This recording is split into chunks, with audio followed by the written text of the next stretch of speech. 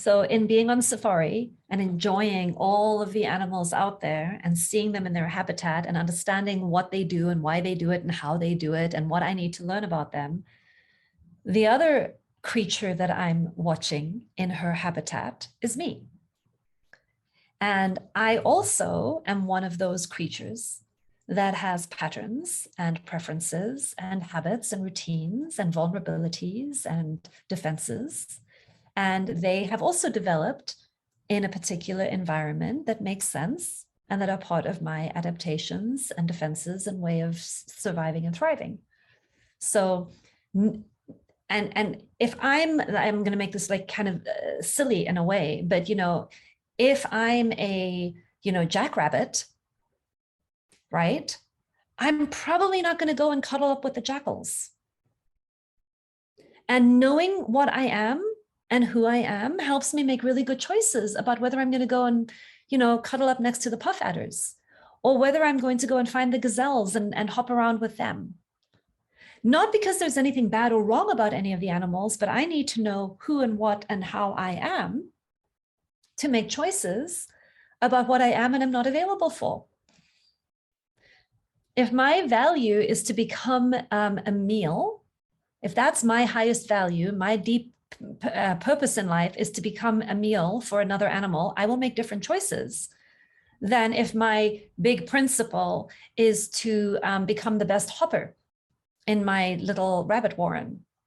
I'll make different choices. So it's a silly metaphor, but each one of us, you know, this is where I keep inviting people to go back into yourself. What are you here to do? You are the only one who knows. And if you don't know what you're here to do, if you don't know what your values are, start watching for what brings you more alive. What inspires you? What brings you energy? What thing could you be doing that nobody ever has to pay you for because it's intrinsically satisfying to you? That will begin giving you clues about what you are here to do. And for, you know, one of the things that I find very often in the communities that I live in, which is a very small niche of people, let's be honest, I'm not working with like the general population out there, but I live with people and I work with people and I surround myself with people who part of their intrinsic set of values is learning and growth and expansion of their potential. And I work with people who also value waking up, becoming conscious, becoming loving. Those are my values. And so the way that I live into my values is by getting very, very clear on that's who I am and that's what I value and that's what I stand for and that's what I'm all about, right? But I'm not going out to an accounting firm and doing speeches on how numbers mean nothing and personal evolution means everything and you are all doing the wrong thing because this thing matters more. I'm not doing that. I don't need to do that. And when I'm in relationship with other people, I'm just tuning in. Are you on the same kind of path as me? Are you on the same kind of value system as me or not? And if not, it's going to be like I'm in the truck observing all of the diversity and all of the amazing stuff out there with no judgment and understanding how and where it fits. So look, you're going for a mindset. Nonviolence is a mindset. It's a way of being. It is a quality of spirit. And when we, you know, the way that I think of it is a little bit like the kind of influence that I want to have and the kind of influence that I want people to have, the ones who are inspired by it, is like sunshine. It's radiant. It's not like wind.